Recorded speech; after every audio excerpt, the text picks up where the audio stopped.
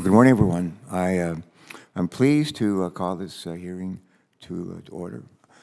Before we begin, it's important that we recognize that today marks 23 years since the deadly 9/11 terror attacks on our country. I'll never forget that morning, and I'm sure those of you here in this room will not forget it either. In the days, months, and years following the horrific 9/11 attacks, we have mourned the loved ones that we lost.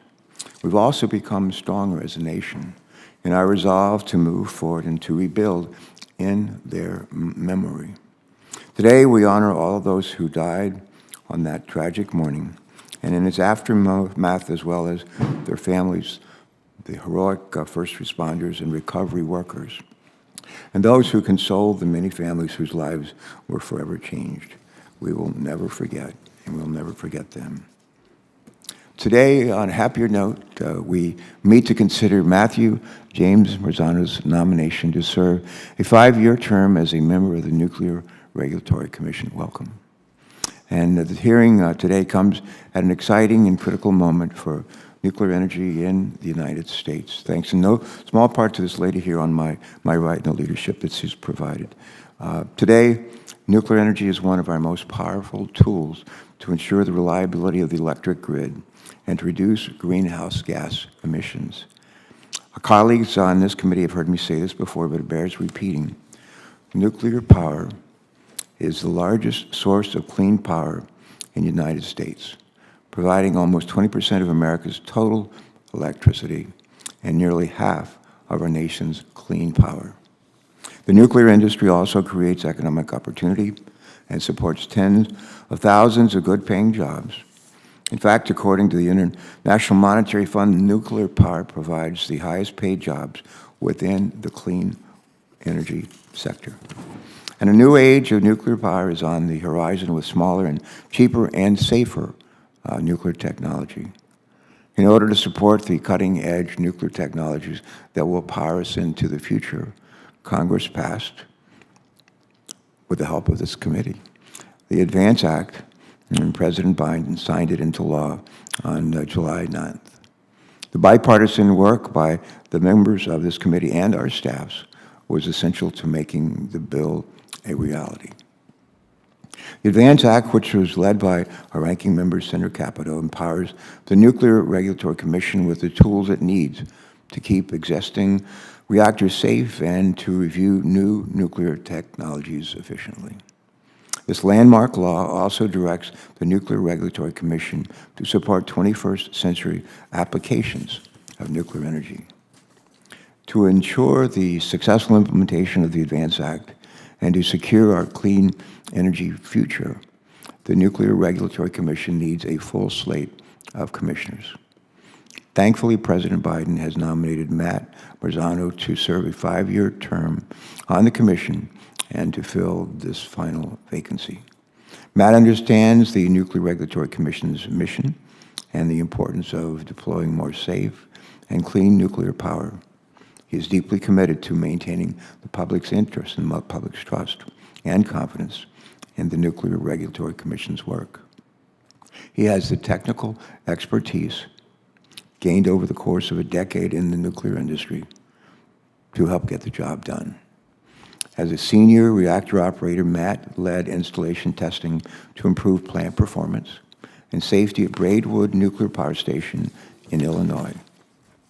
In South Carolina, Matt supported the enforcement of safety standards for some 3,000 personnel during the construction of a first-of-its-kind NRC certifies an advanced nuclear reactor design.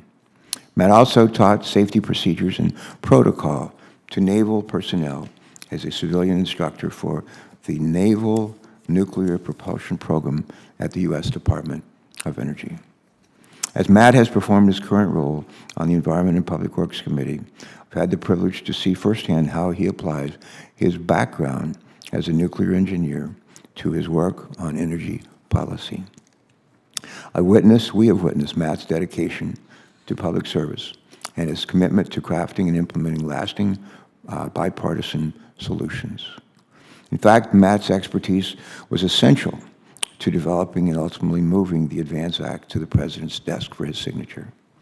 With a decade of experience in the nuclear industry, combined with his work for and with this committee, Matt will bring particularly valuable credentials to the Commission if he's confirmed. In closing, if Matt is confirmed, and I very much hope that he will be, the Nuclear Regulatory Commission will again have a full slate of commissioners to protect the safety of our current nuclear energy assets while facilitating the efficient deployment of 21st century nuclear technologies. We have an opportunity to meet this crucial moment for the future of nuclear energy, and I believe that Matt Marzano will help us seize the day. And with that, I'm pleased to turn to our ranking member, Senator Capito, who's, again, the lead author of the ADVANCE Act, for her opening remarks. Senator Capito.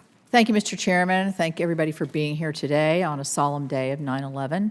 I appreciate the Chairman's tribute, but also his final words that we will never forget how we felt and how we feel about the events of 9/11. So I want to thank the Chairman for reminding us of those sober days and dark days for our nation and for so many families who still hurt every single day for the loss of their loved ones. So thank you for that, Mr. Chairman. I want to thank Mr. Marzano for coming today. Met his dad and his wife, so thank you all for being here with him and to present your policy views and answer some questions as the nominee for the NRC. As Chairman Carper noted, you first joined the EPW Works Committee in 2022 following your selection of a American Nuclear Society Glenn Seaborg Congressional Science and Engineering Fellow. ANS has a long history of supporting congressional fellowships since 2000, and this committee has repeatedly benefited from that expertise, and most recently with Mr. Marzano. Your decision to then select the EPW committee for your fellowship was fortunate, as the committee was actively addressing important nuclear energy issues. Following the conclusion of your fellowship, after 6 months working on energy policy for the Idaho National Laboratory, you rejoined Chairman Carper's staff last year as a lab detainee. In EPW hearings during your time detailed in the committee, we have discussed the need and the importance of being able to build energy projects all across this country. During those hearings, you have likely heard me detail how I believe the Biden-Harris administration's climate agenda, and particularly the so-called Inflation Reduction Act, is putting America on a path that is harming our American competitiveness and consumers. We have continuously seen a regulatory strategy intended to suffocate our fossil fuel energy and shut down our coal plants and make it impossible to build new natural gas generation. So this regulatory assault on the power sector will result in major reliability challenges and increase imposed costs on American families and businesses. The negative effects of this on these energy prices from restricting the supply of reliable energy will be compounded by the growing demand that will result if the electrify everything proposals are put into place. So I think this is a wrong approach, and that's part of why we're here today. America desperately needs more reliable, affordable energy sources to power our manufacturing sector, to increase our increased demand for data centers and AI and other things, and to keep the lights on for our constituents 24/7, 365 days a year. We should provide that power by preserving our existing conventional energy generation and deploying new innovative technologies such as advanced nuclear reactors. Nuclear energy can and should continue to be a part of America's energy portfolio. Global events in particular have drawn a sharp focus on the need for U.S. energy leadership. Russia is creating geostrategic dependencies through contracts between their state-backed nuclear enterprise and emerging economies. And China has announced plans to increase its nuclear power capacity by 118 gigawatts, a 204% increase relative to current levels. This planned increase would edge out the United States as the global leader in nuclear energy policy. To meet these challenges, I led the bipartisan efforts the chairman talked about with Chairman Carper and Senator Whitehouse to get the accelerating deployment of versatile advanced nuclear for Clean Energy Act, the ADVANCE Act, signed into law. We were both there for the signature. The ADVANCE Act will help streamline the Nuclear Regulatory Commission's licensing process to be faster, cheaper, and more efficient. The law is intended, as you are well aware from your work during the bicameral discussions on its path to enactment, to ensure that the NRC will enable the safe use of nuclear energy not to be an obstacle. Implemented properly as Congress intended through the bipartisan negotiations, the ADVANCE Act will position the United States as the world leader in nuclear energy for decades to come, and that is absolutely essential. This will require the Commission to make policy decisions, provide leadership to the agency's staff, resolve licensing issues, and to modernize the staff culture to reflect today's energy outlook. To successfully implement the law, the Commission must also manage and allocate its resources, both money and personnel, to the highest priority licensing and oversight regulatory activities. Each commissioner weighs in on the budget formulation process, so I'd like to understand what actionable steps you would pursue, if confirmed, to ensure licenses and applicants are getting the maximum value for the fees paid to the NRC. I am sure that you, Mr. Marzano, recognize the importance of that principle, having worked for a licensee that paid millions of dollars to the NRC every year. During your time working at a nuclear power plant and as a licensed reactor operator, you gained important experience following the NRC's nuclear safety regulations. This is a different role, but different role than establishing those regulations. So I look forward to learning more about your experience and how you evaluate and vote on critical policy issues. And I thank you, Mr. Chairman, for bringing us forward. You bet. Thank you very much, Senator Capito. And now I'm going to take a minute or two to further introduce Matt Marzano. He's joined by his father and his wife, and I'm going to ask him, it's in the course of his remarks, that he introduce them and any other family members that might be present. But let me just take a few minutes to talk about Matt Marzano. Matt currently serves as, we've heard, an Idaho National Laboratory detail lead to this committee's majority staff, where he advises our committee on policy matters relating to clean air, relating to climate, relating to energy, including nuclear energy. Prior to this role, Matt was selected by the American Nuclear Society as a 2022 Glenn Seaborg Congressional Science and Engineering Fellow, and carried out his fellowship on the majority staff of this committee as facilitated by the American Association for the Advancement of Science. Matt has a decade of experience in the nuclear industry in both the defense and commercial sectors. He began his career as a civilian instructor for the Naval Nuclear Propulsion Program at the United States Department of Energy. And in that capacity, he oversaw the training of the U.S. Navy personnel preparing for assignments as nuclear plant operators on submarines and on aircraft carriers. Following this role, Matt moved to the commercial nuclear power industry at the V.C. Summer New Nuclear Construction Project in South Carolina, where he supported construction activities while pursuing a senior reactor operator license. Matt later earned his senior reactor operator license at Braidwood Nuclear Power Station in Illinois, where he led installation testing of a modernized control system to improve plant performance and to improve safety. Matt holds bachelor's and master's degree in nuclear engineering from the University of Florida. He lives in Washington, D.C. with his wife, Jennifer, and their one-year-old son, Silas, who couldn't join us today. He has other engagements, but give him our best. He is accompanied today, Matt's accompanied today by his wife and his father, Mark, and he's going to introduce them as well. Well, Matt, we thank you for your service to Jen, to Silas, to Mark, and Mara. Thank you for sharing Matt with us and with the American people. And with that, Matt, you have 5 minutes or so for your opening statement. You are recognized. Welcome. We're glad to see you. Chairman Carper, Ranking Member Capito, members of the Environment and Public Works Committee, thank you very much for the opportunity to appear before you today. I'm both honored and humbled to have been nominated by President Biden to serve as a member of the Nuclear Regulatory Commission. I want to thank you, Chairman Carper, for that kind introduction. It has been the privilege of my lifetime to serve you and the members of this committee. I also want to thank my mother, Mara, and my father, Mark, who's sitting right here, who taught me the values that have guided me throughout my life. I also want to say how important my grandmother, Elaine Waxman, is to me. She taught me to aim higher and not to waste the gifts and privileges that life has bestowed upon me. Lastly, I want to recognize my son, he is not here, Silas, and my wife, Jennifer. Jen has inspired me with the strength of her convictions from the day that I met her.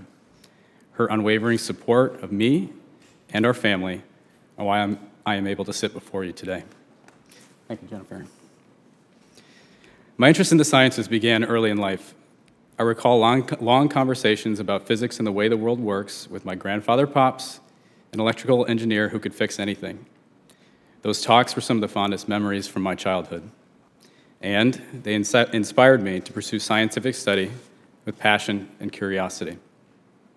It is because of his example and guidance that I pursued a degree in nuclear engineering to understand how to make practical use of the basic elements of the universe. I learned then, as I believe now, that safely managed nuclear energy has an important role to play in the nation's and the world's energy mix. Through my studies, I became captivated by the unique applications of nuclear energy, not just for carbon-free electricity generation, but also its potential to decarbonize hard-to-abate sectors. After completing my degree, I joined the Knowles Atomic Power Laboratory, one of the nation's 2 facilities dedicated to the Navy's nuclear propulsion program. There, I trained alongside the Navy's finest sailors to become a civilian instructor, engineer, and operator, implementing the Nuclear Navy's training mission. Executing that mission required me to internalize and uphold the rigorous safety-focused standards that define reactor operating excellence and instill this mindset in my students. I later found that the same safety principles underpinning the Nuclear Navy's program carried over into the commercial nuclear industry. As a senior reactor operator candidate at the VC Summer Nuclear Project in South Carolina, I observed the complexities of managing first-of-a-kind nuclear projects and the importance of proactive engagement between the NRC and licensees. I witnessed how this engagement can drive timely resolution of regulatory issues that arise during the design and construction phase of new reactors. I earned my senior reactor operator license at the Braidwood Generating Station in Illinois. A senior reactor operator license carries with it the responsibility to protect the public health and safety and the environment while navigating the intricate relationship between nuclear power operations and regulatory compliance. My understanding of this relationship provides me with a practical perspective to apply in regulatory decision-making and policy discussions. That experience also gave me first-hand insight into the management of aging nuclear reactors and cemented for me the importance of a well-trained, well-resourced workforce to maintain the safety of our nation's nuclear facilities. I joined the Environment and Public Works Committee in 2022 as a congressional fellow from the American Association for the Advancement of Science, and I continued serving as a detailee from the Idaho National Laboratory after my fellowship. During my time with the committee, I learned from experts in energy and climate policy while advancing the committee's priorities pertaining to nuclear safety matters and oversight of the NRC.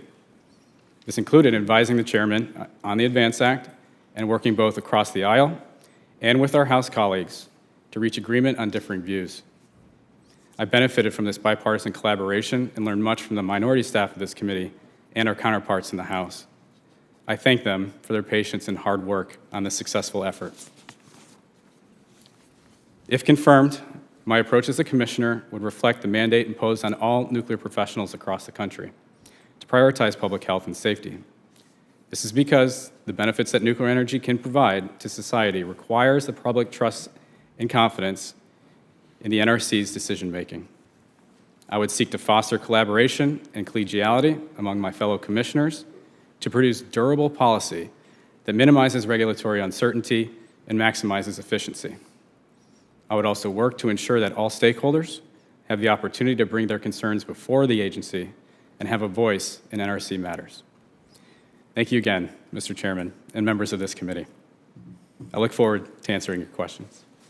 All right, well, thanks very much, Matt. And again, a warm welcome to your wife and to your dad. And we're now ready to begin with some questions for our witness center. Capito and I have agreed to one round of 5-minute questions. And to begin, this committee has 3 standing yes or no questions that we ask of all nominees who appear before our committees, you know. And so I want to ask you these 3 questions. First one is, do you agree, if confirmed, to appear before this committee or designated members of this committee and other appropriate committees of this Congress to provide information subject to appropriate and necessary security protections with respect to your responsibilities? Do you? I do. Second question, do you agree to ensure that testimony, briefings, documents, and electronic and other forms of communications of information are provided to this committee and our staffs and other appropriate committees in a timely manner? I do. And third, do you know of any matters which you may or may not have disclosed that may place you in a conflict of interest if you are confirmed? I do not. All right. All right. So far, so good. With that, I'm going to start with a couple of questions and then turn it over to Senator Capito. I want to thank our colleague for joining. Thank you. This man has a perfect attendance record. I think he's got a better attendance record maybe than I do. Well, at least maybe we're tied. Great to see you. First question I have to ask deals with what might be your priorities as an NRC commissioner. And if you are confirmed as a commissioner, implementing the critical mission of the NRC requires a detailed understanding of the needs and requirements of our nuclear fleet.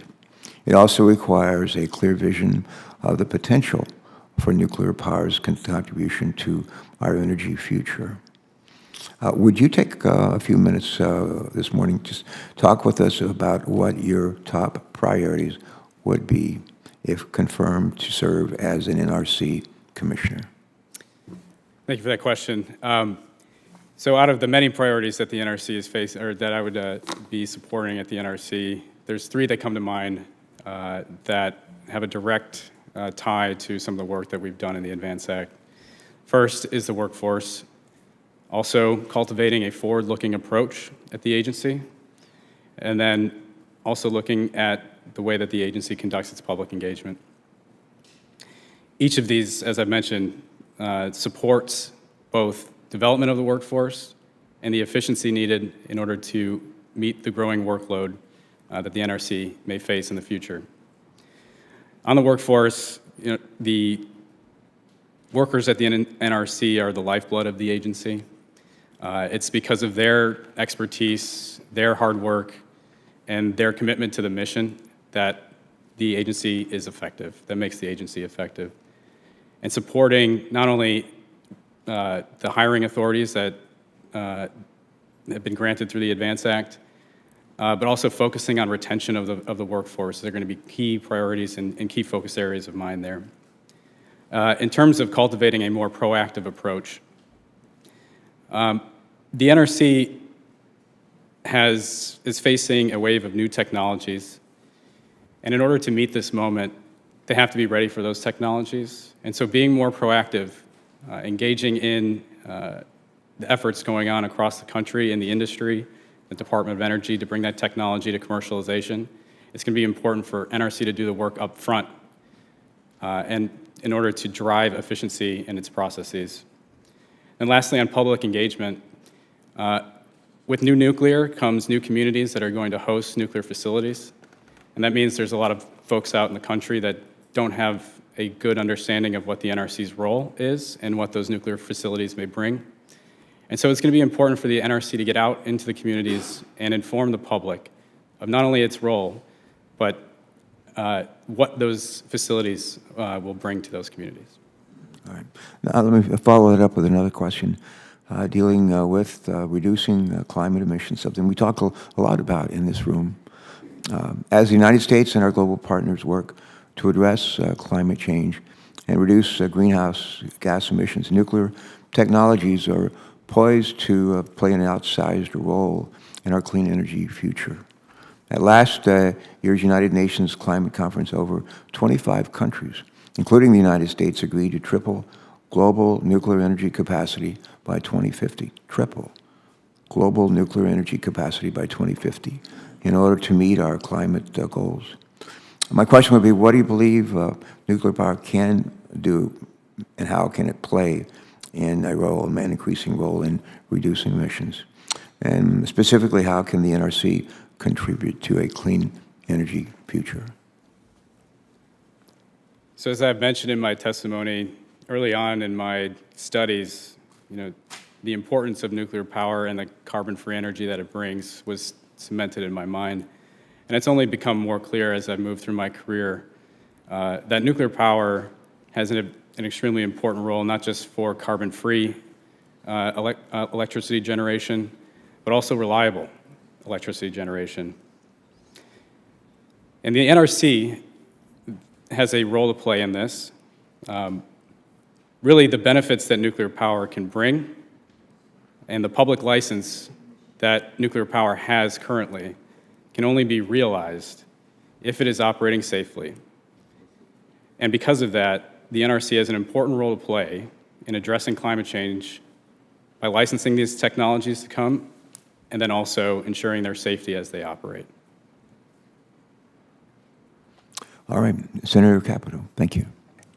Thank you, Mr. Chairman. Thank you, Mr. Marzano.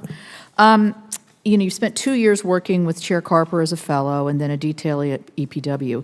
So based on this experience, could you point to 2 or 3 examples where you would have voted differently than how the majority of the commission voted?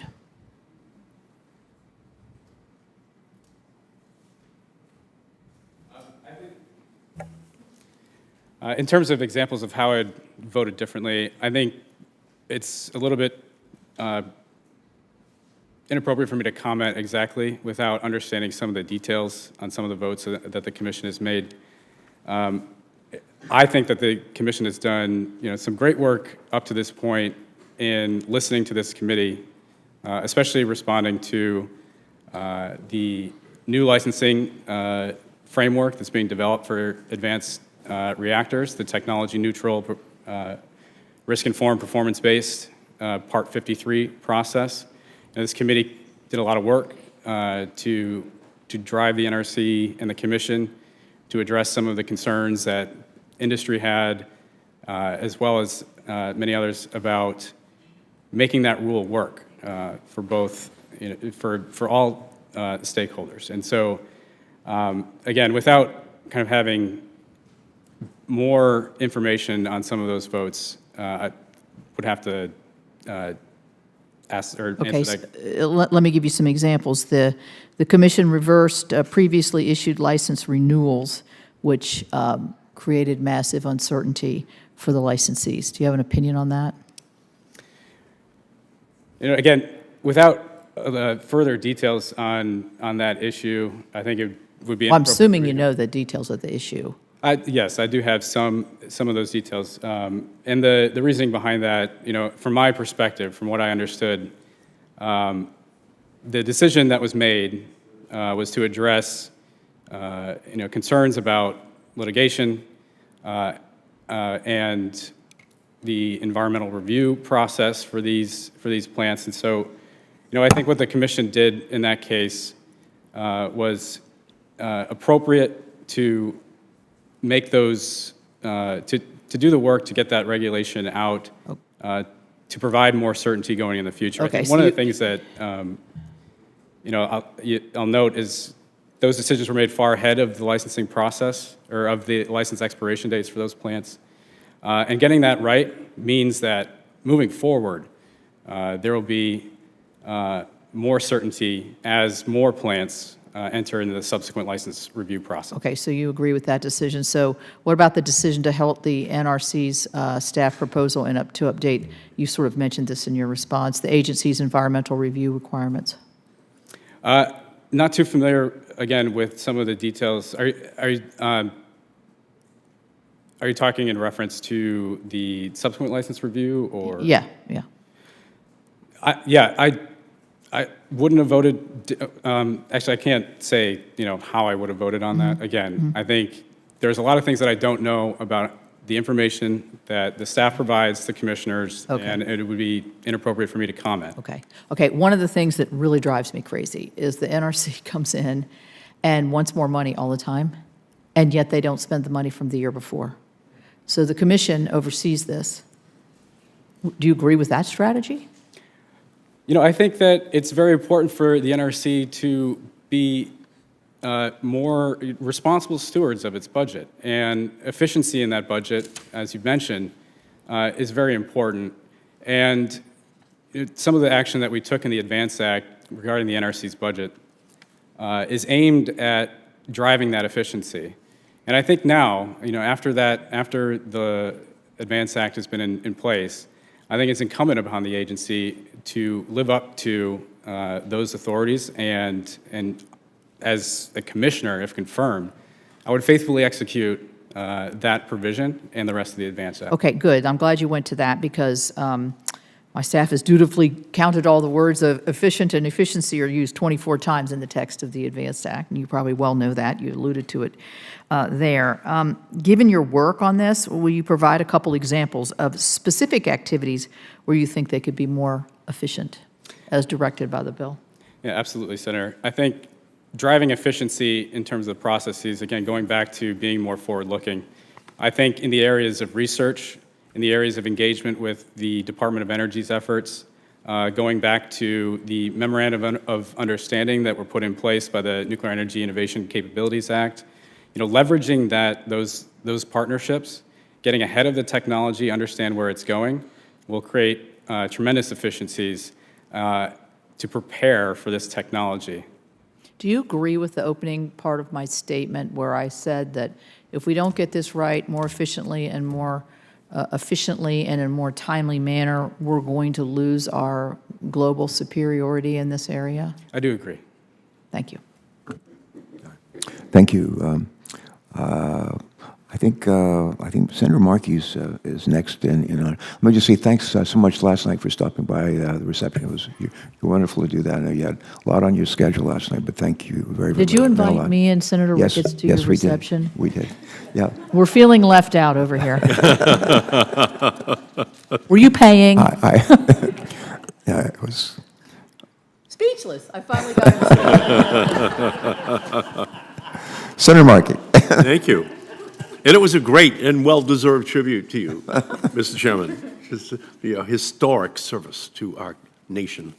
And I think you could tell how many people just absolutely love you and respect the incredible work that you've done for our country. I've learned a great deal from communities next to the decommissioning of the nuclear power station.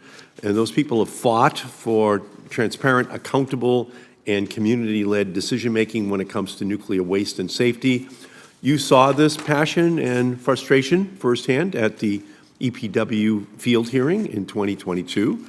Unfortunately, the degradation of trust between Pilgrim's communities and the NRC is just one example of the NRC's failure to meaningfully engage communities in its regulatory and policy-making activities.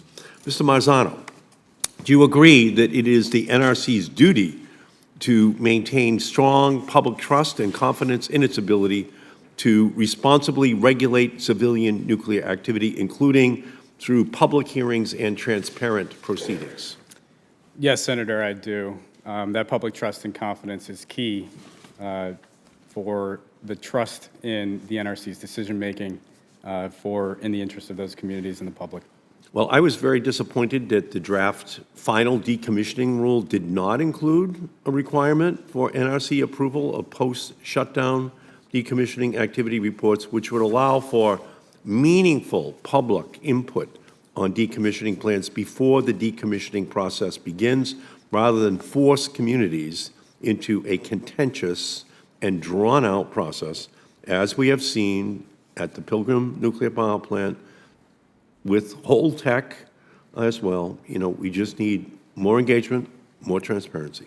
So, Mr. Marzano, Do you agree that preemptive public engagement, including on issues like decommissioning, can result in better outcomes for the public, for the NRC, and for licensees? Absolutely, Senator. That early public engagement helps to build that trust, helps to drive some of that community input, and helps to lead to better outcomes, not just for the licensee, but the community as well. I think that early planning, again, especially for decommissioning, which is a incredibly complex process, incredibly disruptive to the community, from both the loss of those jobs and the loss of the tax base and the revenue and the public services that that plant had provided to those communities. Beginning that process early, from my observation in the industry, is the most important thing to driving better outcomes in the decommissioning process. And you can see there in Plymouth, Massachusetts, 1620, the Pilgrims arrived.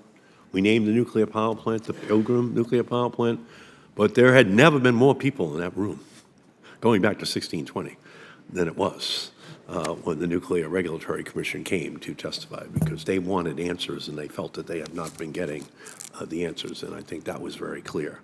The duty of the commission is to develop regulations governing nuclear reactor and material safety in a manner that protects public health and safety and the environment.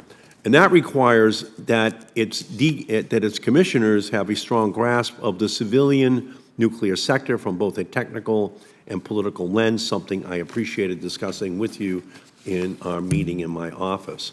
Mr. Marzano, has your experience as a reactor operator informed your understanding of safety and regulatory issues, and would you expect it to usefully inform your work should you serve on the commission? Yes, Senator. I think my experience as a senior reactor operator and the license that the NRC issued to me, the primary purpose and primary responsibility that I had was to protect the public health and safety. But also, as a senior reactor operator, it was a responsibility to provide electricity generation and the benefits that are derived from that. So as what my senior reactor operator experience brings to the commission in this sense is ensuring that robust safety standards are upheld, but then also maximizing the generation of electricity. And this is going to be extremely important as the NRC moves forward with the directives from this committee in Congress and the ADVANCE Act. And I will carry that sense of judgment, which I had to make many decisions on a daily basis, to the commission. Yeah, thank you. And as you know, the job of the Nuclear Regulatory Commission is not to promote the industry, it's to regulate the industry for safety. That's why we created that agency in 1974. And do you agree that the Commission's central and statutory purpose is to provide reasonable assurance of adequate protection of the public health and safety, to promote the common defense and security, and to protect the environment? Yes, sir. Yeah, and I think that's very, very important, because we knew there was a built-in conflict of interest at the Atomic Energy Agency, which is why we created the NRC. When you start to merge the two jobs, you could wind up with the promotion side of it blurring the safety side of it. That is, in fact, what has held back the industry for the last 30, 40 years. They just forgot that they had a principal responsibility of guaranteeing safety, which is why hundreds of people will show up in town hall to ask questions that they're not getting the answers to because of the promotion of the technology rather than the protection of the safety. So we thank you so much, Mr. Marzano. I'm looking forward to working with you in the future. I thank you, Mr. Chairman. Thank you, Senator Markey. Senator Ricketts, welcome. Thank you, Chairman Carper and Ranking Member Capito, for holding this important hearing. The work of the Nuclear Regulatory Commission is critical to power generation in Nebraska. Our Cooper Nuclear Station, which is a 385-megawatt facility, can provide energy to 385,000 households in Nebraska, even when it's a hot summer day. And in order to make sure that we have facilities like Cooper can be continue to get relicensed, we need to make sure that the NRC is predictable, reliable, and expedient in its license renewal process. So that's really a critical thing for the state of Nebraska, as many states. So thank you, Mr. Marzano, for sitting down with me to discuss the future needs of the U.S. nuclear industry. Last November, Senator Kaplan and I sent you a letter which requested specific steps the NRC is taking to ensure the subsequent license renewal, review, and approval process is efficient, timely, predictable, and affordable. In March of this year, the NRC outlined a roadmap to restore the license renewal program to a path of timely and predictable reviews to achieve the goal of 18-month reviews. 18-month reviews. Mr. Marzano, confirm, will you commit to the roadmap and to getting this renewal process done in 18 months? Yes, Senator. I think it's extremely important to drive efficiency for subsequent license reviews.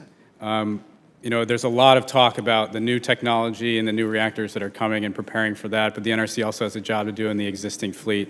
And it is about creating certainty and efficiency in the subsequent license review process. And if confirmed, I would certainly work with my commissioners to achieve those goals and look for even more metrics to measure performance in order to track and help drive efficiency. I think in some respects, getting at granularity in those processes can help tease out some of the areas where we can improve. Great. How long do you think it will take for the NRC to deliver an 18-month renewal process? So if you're confirmed, how long do you think it will actually take for the NRC to actually say, okay, we've got a process down, it's only going to take 18 months? I think it's hard to kind of say right now how long that would take. But one thing that, from my career that I took away, the first time that I ever, did an evolution of the plant, something big, something that had a lot of consequence, for the first time, I had to do a lot of work up front. But then after you do something and you build that proficiency, that's when you start to be able to kind of pick up the pace and get more and get better at doing it. And I think in some respects, subsequent license review process is somewhat along the same lines. Going from 60 to 80 years brings in some different considerations, but because of how similar the technology is across the operating fleet, there's definitely opportunities to get more proficient. But I know you don't have an exact time frame. Do you have a ballpark how long it would take? Do you think it's going to take like a year process to get us to there? Is it 2 years? Do you have just kind of a ballpark idea of how long you think it'll take to get there? Well, I if confirmed, I would hope to join the commission to drive that immediately. Okay. Do you have any ideas? Is this going to require additional costs to be able to get to an 18-month time frame?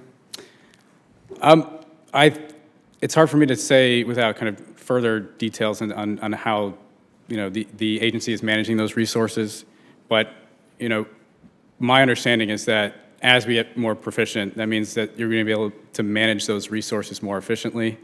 And so, if I'm confirmed, it's certainly something that I will look into and get back to you. Yeah, I would just highlight some of the work I did as governor with our own Department of Environment and Energy, where we reduced our air construction permits down from about 198 days to 65 days by leveraging Lean Six Sigma. It's a process where it doesn't really cost you extra to be able to leverage better process and better technology to be able to drive out the wasteful steps to be able to get this done. So I'd recommend that to you. Also, are you familiar with the amendments Congress made to the Atomic Energy Act of 1957? Without a little bit more context, I'm not familiar. Well, it's an important thing for you to know. It's related to your position, and back then, and it's kind of related to Senator Markey's point. The Atomic Energy Commission, which was a predecessor, obviously, to the NRC, had a rule. Essentially, the amendment that it passed back then was require the commission to hold a hearing for a new reactor license, even if there are objections to the process. This rule was made when nuclear energy was in its infancy, and also actually at a time when the AEC had conflicting roles, as Senator Markey pointed out, both regulating and promoting the use of nuclear energy. And it at that time was about promoting nuclear energy and having a public, basically, hearing process to promote it, frankly. And the previous commissions have requested that Congress get rid of the statutory requirement. Are you familiar with that? Yes, sir. Okay, great. So since previous commissions have requested Congress eliminate it altogether, if you are confirmed, will you commit to making sure that we you continue to recommend, I mean, that's part of your role, the NRC as a commissioner, if you're confirmed, is to weigh in on policy. And, certainly the commission has recently approved some simplified procedures for mandatory hearings. The statute requirement will still impose regulatory costs and will also delay the deployment of advanced nuclear reactors. Again, crucial for states like Nebraska. And since you have to weigh on this, will you, based on your experience, if confirmed, reaffirm the previous commission's recommendations to eliminate the statutory requirement? Well, Senator, I think the commission has taken some actions recently to improve that process, especially in terms of the staff hours and the licensee hours that are going to be required from there. I think beyond additional authorities from Congress, I think one of the things that I would look forward to is working with the commission to implement those changes that the commission can do now, and look for opportunities to improve that process going forward. Right. So my question is a yes or no question, though. So the previous commissions have said, hey, so yes, they're doing the streamlining that you talked about, but they also made a recommendation to change the statutory requirement, and that's your job as a commissioner is to weigh in on policy. So will you commit to the previous commission's recommendations to get rid of the statutory requirement that was from this 1957 amendment? Yes, Senator. You can just stop there. You say yes, Senator, that's fine.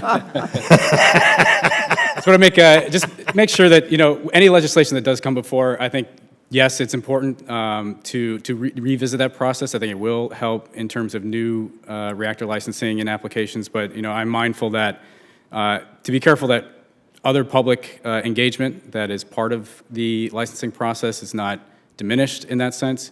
But yes, I would certainly look into those legislative proposals and support them if I find that they achieve that goal.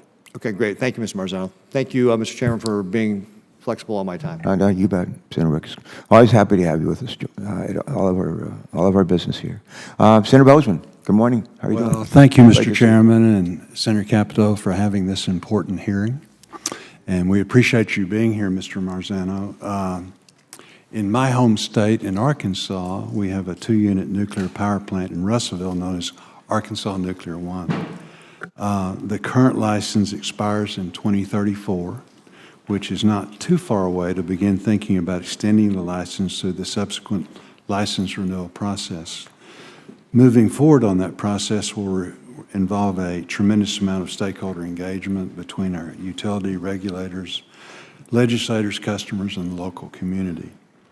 One would think that this process would guarantee long-term certainty for commercial power reactors. However, a 2022 decision made to only allow environmental reviews for initial license renewals after a plant's first 40 years created uncertainty. The operators need to make long-term capital investments for their facilities. Thankfully, after hearing concerns from this committee, the Commission quickly reversed course on that decision and has established a workable process to allow plants to run, beyond 60 years. Can you tell us your thoughts on this decision, how it would have impacted the operations of reactors like that in Arkansas as it considers a subsequent license renewal? Does that make sense? So, Senator, yes, I think the process itself and that regulatory certainty that is required for licensees to make those kinds of decisions, for the communities to rely on those decisions. I think it's very important to get that right. And my sense of what the Commission did was to correct, a longstanding issue to drive at certainty for that process moving forward. And so, if confirmed, now that the Commission has acted, that process has gone through, I see tremendous opportunity for subsequent license renewals and other license renewals to move apace with the industry. Very good. Thank you. So nuclear energy creates jobs, powers our homes, businesses, and is a key contributor to our national defense capabilities. Additionally, nuclear plays a key role to help produce low-cost, safe, reliable, and carbon-free electric generation for Arkansas and the rest of the country, especially when compared to the cost or efficiency of renewables. While we must continue to accelerate innovation and encourage private sector investment in advanced nuclear technologies, we should not ignore the 94 nuclear reactors currently in operation. Will you elaborate on the importance of continuing to support our existing fleet that generates roughly 20% of our nation's electricity and over half of our carbon-free energy? Yeah, the operating fleet is where I came from. It is currently supplying some of the power in this room. It's doing so with no carbon emissions, but it's also contributing to the reliability of the grid. And the importance of keeping the operating fleet going was one of the primary drivers of joining the committee and getting into the policy work. And the importance of them operating safely to the end of their lifetimes to carry us into, as more generation will inevitably have to come online, is extremely important to me. And I just want to also kind of say, the people that work in that industry too are my colleagues, professionals that I've learned a lot from, and I'm mindful of the work that they do every day. Mm-hmm. You just mentioned the reliability of the grid, and that's something I think we're all concerned about. And we look at AI, we look at electric vehicles. I mean, the list goes on and on and on. Do you feel like we're coordinated enough regarding, whatever entity that you're a part of, and certainly nuclear, is a big part of that? Are we stovepiping? Are people talking enough about the reliability of the grid and how everything goes together? And if we do what we say we're going to do, in the next 10 years, there's a real concern that the infrastructure is just not there. And that's not me talking. That's everybody, that I talk to that's, in the business, actually in the field, like you used to be. Are we doing enough to ensure that the grid is going to be adequate to do what we ask it to do? And along with that, I'd throw in the other problem is the cybersecurity protection, that we're seeing, which is kind of overlooked right now. Yeah, thank you, Senator. Yeah, you bring up a good point. One of the challenges moving forward, especially artificial intelligence, not just supplying the power for it, but then also how artificial intelligence will be used in the industry. And the NRC is going to definitely have to prioritize working to understand that technology and some of the new potential threats that could come, especially in the cybersecurity world. That was, something that we managed at the plant as well. We're responsible for ensuring that cybersecurity was, defenses were implemented. But in terms of reliability, yes, it's at the front of everybody's mind. And if the NRC, and if confirmed, does its job, which I hope to contribute to, then we can meet that moment. Very good. Thank you.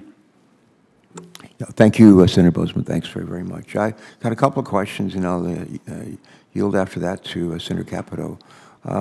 We've heard today about your experience as a senior reactor operator. I just want to make sure that all of us on the panel and our staffs have the opportunity to fully understand what the credential of senior reactor operator really means.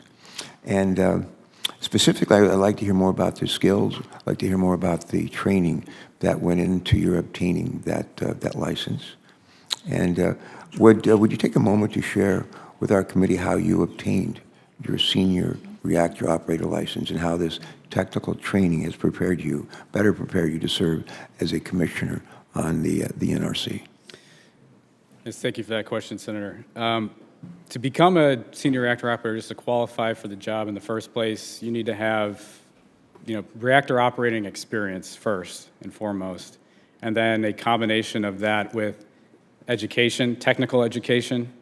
In my case, the nuclear engineering degree did serve me, but one of the things that you're required to understand as a senior reactor operator is not just the nuclear engineering part of it, but the mechanical engineering, the electrical engineering, the materials, processes, and programs to keep the plant functioning as well. And so in order to become a senior reactor operator, to get that license, you go through an 18-month intensive training program. I did run through it once at the new, in South Carolina. Unfortunately, that didn't work out. I got a chance to do it again. But after that 18 months, you're receiving basically every detail of that plant and understanding how that plant works, what the role of every component is, and how that component relates to safety, to defense in depth.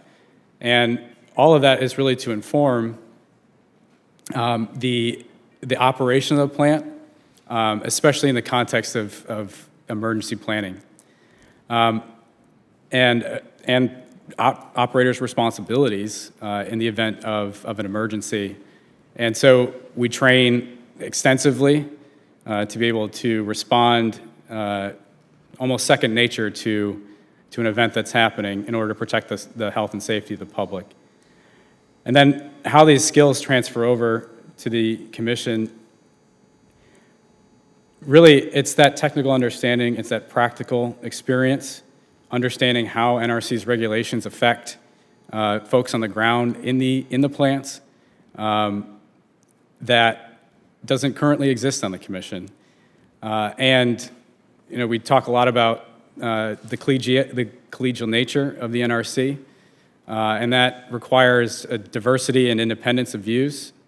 And this practical experience that I have, knowing how these things work on the ground, knowing the issues that could arise, is something that I look forward to bringing to the commission. Okay, thank you for that. Let me just take us in a little bit different direction and ask if you would just share with us, elaborate a bit on how you would approach decision making as a commissioner if you're confirmed. How would you approach that? Yes, sir. I think I go back to, in essence, what that license means. Decision making in the role, again, requires that balance between maintaining safety of the plant while also providing electricity and maximizing electricity generation. And so on a daily basis, reactor operators, senior reactor operators across the country have to make those decisions. And so that experience, having that ability to apply that judgment in situations often unplanned is extremely important, is an extremely important asset that I think I will bring to the commission. We talked earlier about the fact that you and your wife, Jennifer, who's joined us today, have a son named Silas, who's about, a year old. And think about him and his colleagues across this country that are just starting in life. What kind of stake do they have in all this? Why is this relevant in the lives of our children and for Senator Capito and myself, in the lives of our grandchildren? Yes, sir. I think the Nuclear Regulatory Commission finds itself at an extremely important time in its history as we're trying to rapidly reduce carbon emissions across the globe and in the United States. And nuclear technology has the opportunity to provide tremendous benefits to addressing this issue.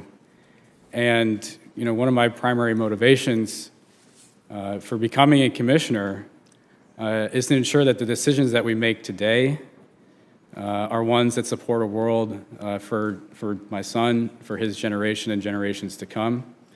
And so it's extremely motivating for me. I take to heart the NRC's role in this and supporting the safe deployment of nuclear energy. I'm going to hesitate here just for a moment, let Senator Kelly settle in, and to when he's ready to go ahead and ask any questions you might have. Join us. Thanks for joining us today. Thank you, Mr. Chairman. I do have a couple questions. First of all, thank you, Mr. Marzano, for joining us today, and congratulations on your nomination. I want to start by asking a couple questions on fusion energy. I understand that the NRC recently agreed to regulate fusion energy systems under the byproduct materials framework. And this is an important step because the framework allows for a technology-neutral regulatory approach that does not treat fusion and fission systems the same, obviously because they're not the same.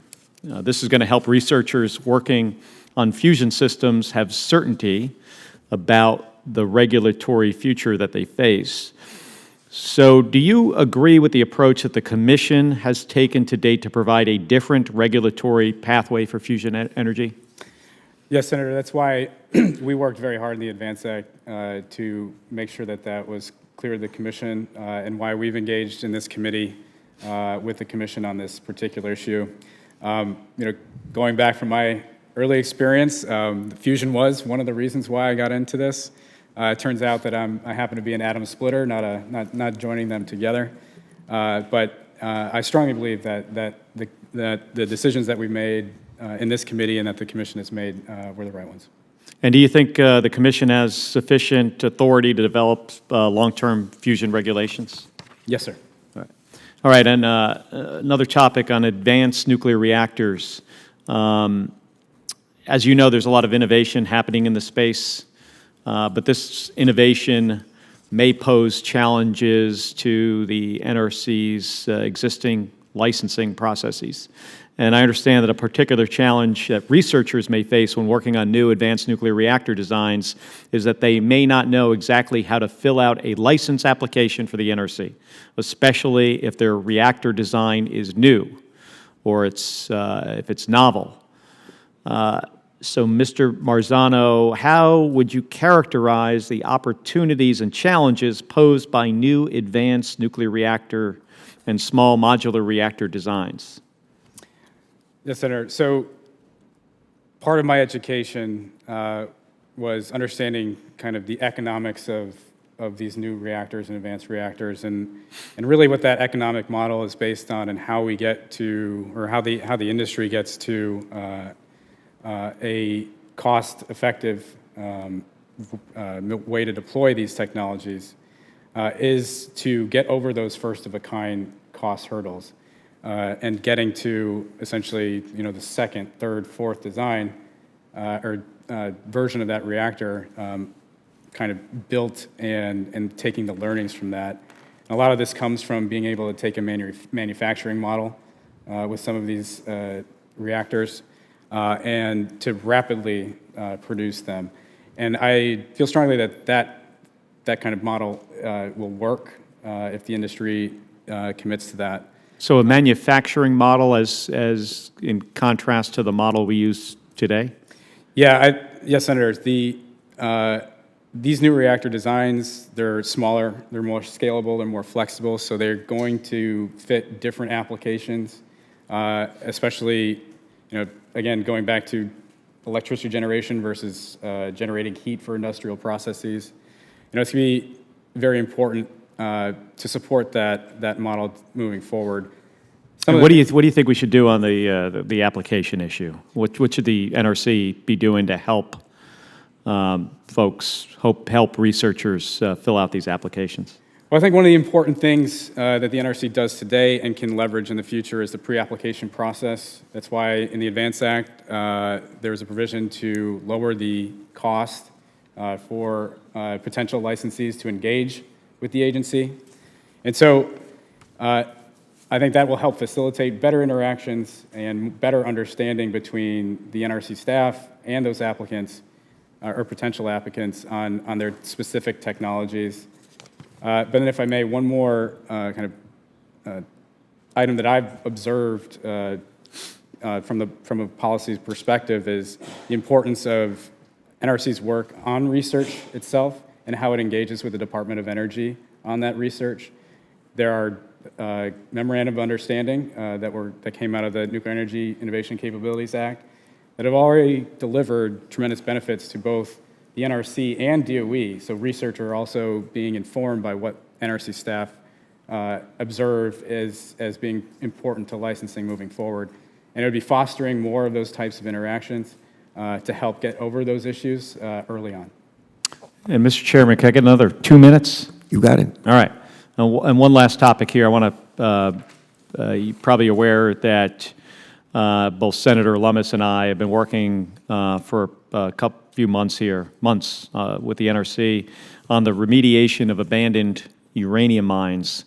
There's thousands of these uranium mines across the western United States. 500, actually more than 500, are on the Navajo Nation. And we've been working for decades to clean up these abandoned mines. They have horrible health effects on the Navajo people. But there's been a number of challenges. One of these challenges has to do with how do we deploy new and promising technology. Recently, the EPA and the Navajo Nation, they piloted a technology that could reduce the amount of hazardous waste at a site by as much as 85%. But this technology hasn't been able to be used more widely because they're awaiting a licensing decision from the NRC. And as I understand it, this is the first time that the NRC has considered licensing a technology primarily intended to remediate mine waste.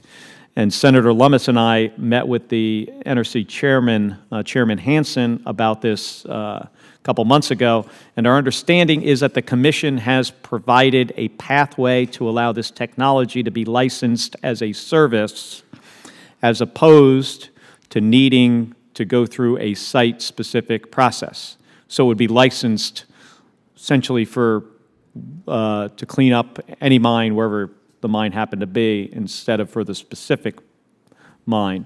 So what role do you believe the NRC should play in helping to facilitate cleanups of legacy uranium contamination? Thank you for that question, Senator. Many of the nuclear professionals, my colleagues that I came from the industry, understand and are aware of kind of the legacy of nuclear power development in the early atomic age. And addressing this legacy is extremely important, not just for the cleanup and the health of those communities, but also to build more public trust in nuclear energy. And so technologies like the one that you've mentioned are extremely important in helping that and do show a lot of promise. And again, I take this issue to heart. We've worked in this committee to advance legislation to help address this issue, and so it's very important to me as well. And in order to meet the scale of the problem, in order to improve the public health of the communities that are impacted by this issue, a regulatory process needs to support and match the scale and urgency of this problem. And that would lead to licensing this as a service instead of a site-specific process. So it would be licensed. We would like to see this licensed for remediation, writ large instead of specifically for each site. Well, thank you for the extra time, Mr. Chairman. You're most welcome. Thanks so much for joining us. I know you got a lot on your plate today. Okay, Senator Capito. Oh, yes. Thank you. Mr. Marzano, you worked in the nuclear industry for about 6 years at the VC Summer nuclear plant that was under construction in South Carolina, and then that combined that with the Braidwood, am I saying that right? Yeah, Braidwood Nuclear Power Plant, Illinois, as a senior reactor operator. That's correct. So you've got firsthand knowledge. We've heard a lot about what you've said, and really appreciate that. So can you provide us a couple of specific examples of NRC regulations that should be updated to provide that more efficient regulatory? I mean, you talked about engagement, pre-engagement, and things like that, but I'm talking more specific types of examples. Yeah, I think, from my experience, the efforts underway at the NRC to drive risk insights across all of the regulatory framework and responsibilities that the NRC has already paid some dividends. And so it would be leveraging those risk insights and continuing to operate as a risk-informed regulator and looking for more opportunities there. In the role, I saw specific changes that helped with my role as a senior reactor operator to keep the plant up and running, related to essentially using risk information real time to evaluate the status of the plant, especially in response to maintenance activities that were going on or components that fail. And it's looking for more opportunities to drive those risk insights. Okay, let me ask you give me a concrete example of what a risk insight would be.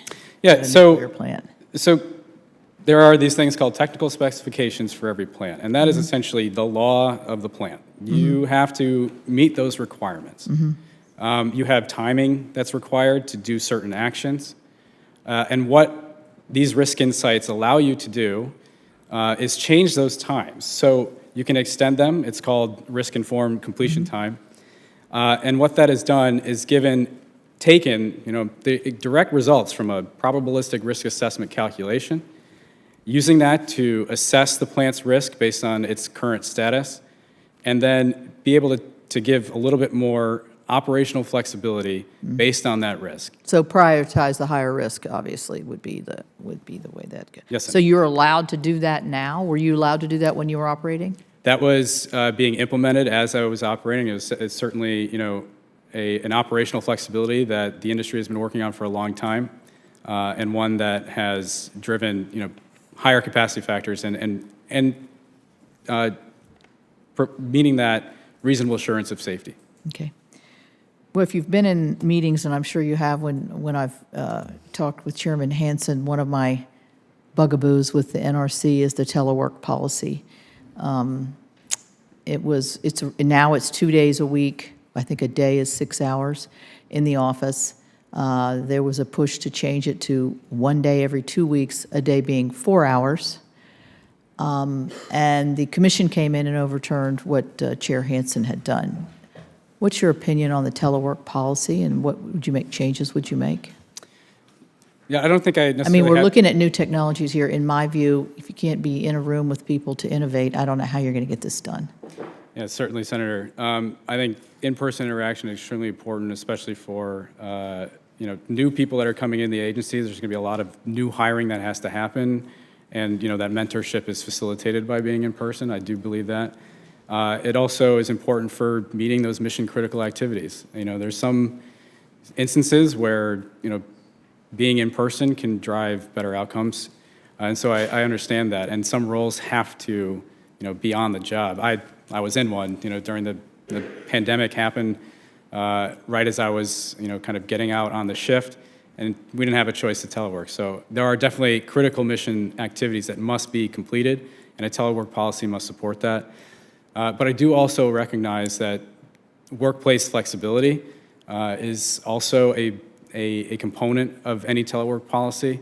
And when the agency is looking at having to retain folks, it's one of the things that I would understand and look to kind of make a priority is finding that balance of getting the mission done with providing the flexibility to keep talent in the agency. Yeah, I mean, I'd like to see an overall overarching policy from the administration that would actually incentivize people to go into work every day like most people do, but this administration doesn't seem to want to do that. Last question. We're a lot of excitement about small nuclear. In my state of West Virginia, there's a specific provision in there that could be very helpful to us to develop these placements of these small nuclear reactors on abandoned coal mine sites that already have the generation in place.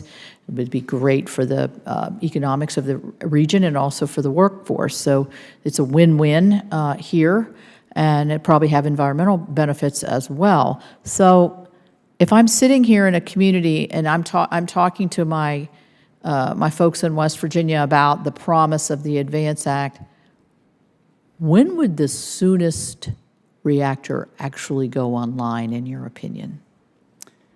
Because people, when you pass these bills, people think it's going to be tomorrow. What would you say to that? I think, some of the plans that are out there right now are to get these things online the next decade. Well, so that's 10 years. Well, within the next decade. Well, but there's no provisions. The NRC doesn't have the licensing for these, so they can't move forward, right? I mean, I understand the one in Wyoming, they've got a construction permit, but they don't have a permit for the reactor. Is that correct? Well, so that kind of gets into the details of the Part 50 process. It is a two-step process. The construction permit carries that plant all the way to when it's ready to start loading fuel. There's a review that happens in order to certify that the plant is built as designed and is ready to receive the operating license. So once it does, it can load fuel. So are you telling me that the TerraPower can go all the way to construction of the reactor right now? Well, so They're permitted to that? So That's not my understanding. I have to correct it a little bit. The construction permit is currently under review. So yes, right now, the activities that they can do are. They're clearing the land and all that stuff now. Exactly. But that activity is extremely important to getting, into the construction of the nuclear aspects or the safety aspects of those plants. And so the timeline for the advanced reactor demonstration project reactors are to be built within this decade, before 2030, and it's important that the NRC supports those timelines as well. Well, that's 5 years from now. That's licensing, construction, online. Do you think 5 years is a reasonable thing to tell people in Wyoming that's going to be when they're going to be online? I personally don't. You can probably tell the way I'm asking the question. I think, again, first-of-a-kind hurdles, there's always things that could pop up, and it's not necessarily related to the regulatory posture. There are things that happen in construction that require licensees to shift and adjust. I was intimately, familiar with this at the VC Summer Project. You have a plan on how the construction process is going to come together, but then some novel issue that was unexpected comes up, and it's about how those are managed. And yes, I think 5 years is certainly an ambitious timeline, but I think looking at the first of a kind, you're going to see longer periods in order to get those online. The goal being to get to nth of a kind, and the process that's being used there is to demonstrate and then build on that progress. So I would say, as a commission nominee, where I want this efficient, I want it timely, without sacrificing any safety or environmental aspects of it, of course, and not to follow the history of the NRC, which has been a lot of foot dragging, a lot of redoing decisions that have already been made. And so I would implore you, if you go in this direction, that you heed those words. Thank you.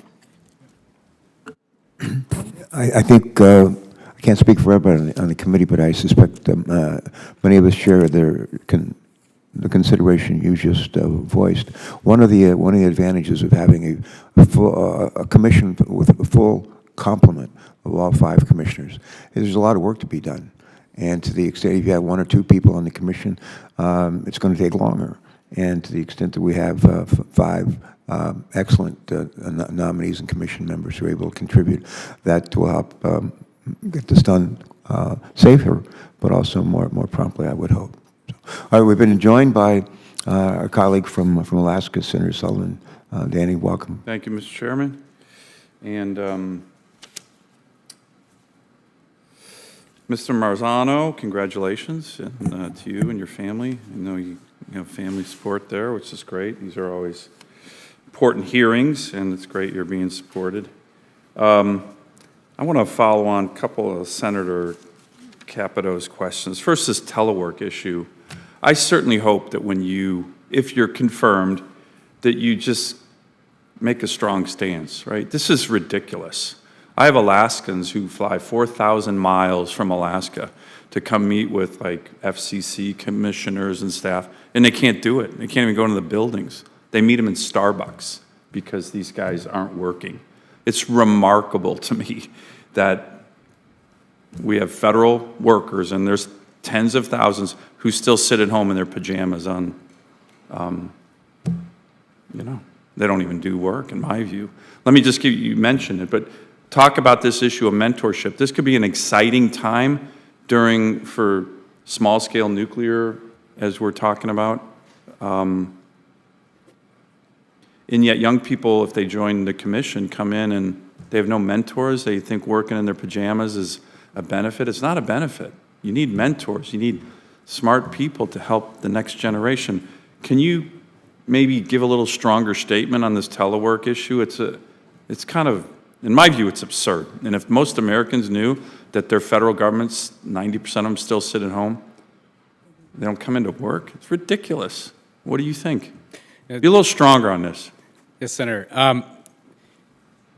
So my experience in the workforce, especially the nuclear workforce, and before telework was a real important, or became more ubiquitous across the industry, The characteristic of the nuclear workforce today is that there is a large age gap. There's a lot of folks that are there that are potentially retiring, and there's folks that are coming in. And so what that required of me and many nuclear professionals across the country that are in these jobs is to get up to speed quickly. Yeah. And yes, You do that over mentorship- Zoom when you're a 25-year-old engineer sitting at home? Well, in your when little apartment? Well, when you're operating a nuclear power plant, you're an engineer for a nuclear power plant. You got to get your hands on. Yeah. And so it's going to be important in those aspects. And I think I have a bit of understanding and learning exactly how those interactions or which interactions at the NRC are kind of similar to that. But those have to happen. Yeah. And again, hiring. I got a couple more questions, but I really think you should commit to this committee that you're going to help do something about this. It's to Senator Capito's point, it's really absurd, right? It is. And it's harmful for the new employees, even though they think they're getting a great deal. Oh, great, I can work at home. It's not good for them either. So let me get to your experience level. There's been some concern that, this is a really important commission. There's a lot of new stuff happening, that your experience is not up to par for where commissioners are. As a matter of fact, the Breakthrough Institute,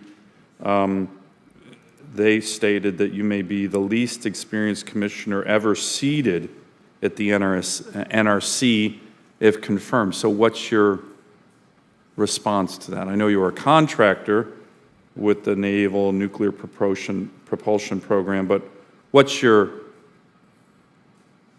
response to being called the least commissioner ever in terms of experience? Yes, Senator. Well, I would bring to the commission today an experience as a senior reactor operator, the first license holder to sit on the committee in nearly 20 years. And I think it's extremely important to recognize what that means in terms of the technical expertise that I bring, but then also the direct experience with the impact of NRC's regulations and understanding how they're implemented on the ground. My Navy experience, I was able to train sailors, some that are fresh out of high school, to operate engine rooms of nuclear-powered submarines. Did you see the Breakthrough Institute's criticism of your nomination? I'm aware of it, yes. And what's your direct response to it? My direct response is that it's certainly inaccurate. I don't think it fairly characterizes my experience. I don't think it fairly characterizes, the work that I did for this committee and the Senate in getting the Advanced Act passed as well. Again, that senior reactor operator experience is an extremely important view to bring to the commission today. And if I may, again, going back to my point about getting up to speed in this industry, the folks that are of my generation that are mid-career right now had to learn a lot fast in order to take bigger and bigger roles in the industry today.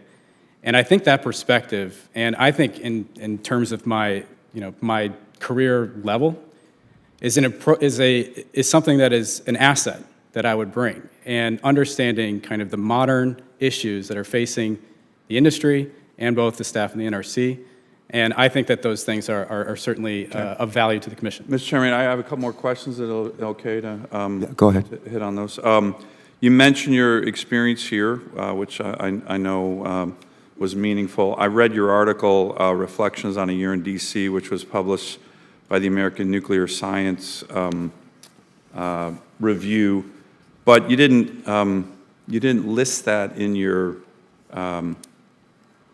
requirement for the application before the committee as one of your written articles. Why didn't you do that? You're supposed to list everything you wrote. You only wrote that a year ago. Seems pretty relevant. Was there something you were trying to hide from that? No, Senator, that was a simple oversight. My interpretation of that question was, research papers, anything that I published along those lines, and if that was an oversight on my part, I'd take responsibility for that. Okay.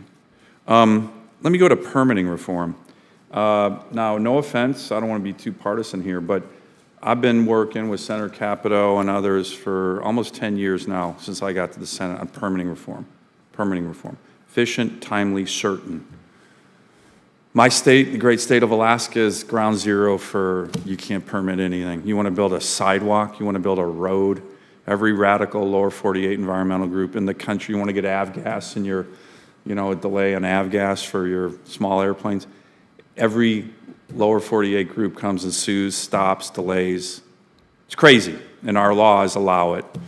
We have a gold mine called the Kensington Mine, Southeast Alaska, employs about 400 people, $110,000 is the average wage. It took 20 years to permit that mine, 20 years. Like, nobody thinks that's a good idea. And no offense, but my Democrat colleagues are the ones who block permitting reform. That's just a fact. So I worry that as the Democrat nominee, a Democrat committee that's chaired 3-2, that the opportunities for this, particularly this new generation of nuclear, will be stymied and stalled because Democrats don't focus on permitting reform. They're fine with 20-year gold mine projects in Alaska. They kind of align themselves with some of these radical lower 48 groups. So what's your view on permitting reform to take advantage of this? You think it should take 20 years to permit a gold mine or a nuclear facility or a small-scale nuclear? It's a really important issue. And I know you've seen it. I know you've worked on it. You guys are going to be in charge. And if we go the old way, and it's the Democrat way, it's going to be a problem. What's your view on this? Well, I certainly think that there is tremendous room for improvement in getting projects done faster. And my role as a And commissioner... Senator Capito's point, nobody wants to, abandon safety. That's not what we're... But you can do it efficient, timely, certain, because as you know, when private sector invests and they're like, that's going to take 20 years, you run all the private capital away. That's why China's beating us on all this stuff, because they subsidize their companies. We can't do that. So, sorry, I interrupted, but what's your thought on this? It's a really important issue. Well, certainly my role as a commissioner, if confirmed, is to be driving those efficiencies as Congress has directed in the ADVANCE Act. Yeah, we did. And I take that to heart, and I will faithfully execute. I think it's extremely important in order for nuclear power to be making a contribution to grid reliability. And yes, at reducing carbon emissions. And so it's in the interest to improve, and that's what the ADVANCE Act directs the NRC to do. Let me ask one final question. Have you ever been to Alaska? No, sir, I've not. Okay. Can I get your commitment if you get confirmed that you go up to Alaska, visit some of the remote communities? I have over 230 communities in my state that are not connected by roads. We try to get them connected by roads. Like I said, every radical lower 48 environmental group in the country stops. You can't build a road in Alaska. You want to build a road in Delaware or somewhere else, sure, nobody cares. In Alaska, you try to build a road, 20 environmental groups sue to stop. So I have communities 230 communities that aren't connected by roads. So everything costs more, everything, including power generation, because almost everybody's on diesel. And you try to get off diesel, these lower 48 groups will sue, stop us. No, you can't do that. You can do it in Delaware, you can do it anywhere else. Can't do it in Alaska, sorry. We got to keep you pristine. They have no idea what they're talking about. None of them are from Alaska. So can I get your commitment? So there's excitement on these ideas of small-scale nuclear that can maybe help some of these smaller communities that have a lot of poverty, super high energy rates. So can I get your commitment, if confirmed, to come up and just see what it's like to live in a super remote community who, when you try and get things done, lower 48 environmental groups stop everything? Would be helpful for you guys. We don't have any nuclear power there now. We used to, by the way, on our military bases a long time ago. But there's some excitement along these lines, and as you probably know, Eielson Air Force Base was looking at or is still looking at a small modular program, would be the first one in the military, which I'm sure the NRC is involved with. I know they're involved with. So can I get your commitment on that? Any thoughts on getting power generation to really remote parts of America? Not just Alaska, West Virginia. Yes, Senator. I will certainly visit the state. There is extremely important, nuclear work that's going on there. the same power systems that Eielson Air Force Base is considering. Also provide the opportunity to serve small communities as Yeah. well. And so it would be absolutely imperative for the commission to have an understanding of those applications as well. Great, good. Thank you, Mr. Chairman, for letting me go over. You bet. Important question. I would say on a personal note, as you may know, Senator Sullivan, Matt and his wife, who's here with us today, Jennifer, are the parents of a young son, Silas, who's, I think, about a year old. When our sons were a bit older than that, my wife and I had the opportunity to go to Alaska and to visit, among other places, Denali, the Great One. We had just a most wonderful experience. So you may want to, Silas a little bit young to go over, try to conquer Denali, but you may want to keep that on your to-do list. Now, the one thing I do ask a lot of people to come to Alaska, and a lot of them come in the summer, right? I was just out fishing a couple days ago, but it would be really good for you to go to Eielson in January, February, where it's 40 below zero and dark, right? So that just gives you another. We won't be doing any field hearings that time of year. All righty. I'm going to ask unanimous consent to submit for the record letters of support for Matt's nomination, including letters from the American Nuclear Society, the Nuclear Innovation Alliance, Generation Atomic, and the Good Energy Collective, as well as the International Brotherhood of Electrical Workers. These organizations represent nuclear professionals, they represent technical experts, and they represent policy specialists. I think I'm going to forego any further questions at this time. Let me just ask, Senator Capito, do you have any closing comments you'd like to make? No, I'm good. Thank you. All right. In closing, I want to thank Matt for appearing before us today. The Nuclear Regulatory Commission will play a critical role in helping us realize our clean energy future and in reinforcing the reliability of the electric grid. But these efforts will take a terrific amount of work. Matt is a committed public servant with the technical expertise needed to support that work. Matt's confirmation would bring the Nuclear Regulatory Commission to a full slate of commissioners, which is essential as we enter into a new era of advanced reactors. I firmly believe that he will be an excellent addition to the agency, and I hope to work with all of our colleagues, Senator Capito, to advance his nomination in the coming weeks. Before we adjourn, a little bit of housekeeping. First, I'd like to ask unanimous consent to submit into the record a variety of materials related to today's hearing, including several letters in support of Matt's nomination, without objection. Finally, senators will be allowed to submit written questions for the record through the close of business on Monday, September 16th, and we'll compile those questions. We'll send them to our witness, and we'll ask for a reply by Monday, September 23rd. Anything else, Senator Capito? No. All right. With that, this hearing is adjourned. Thanks so much.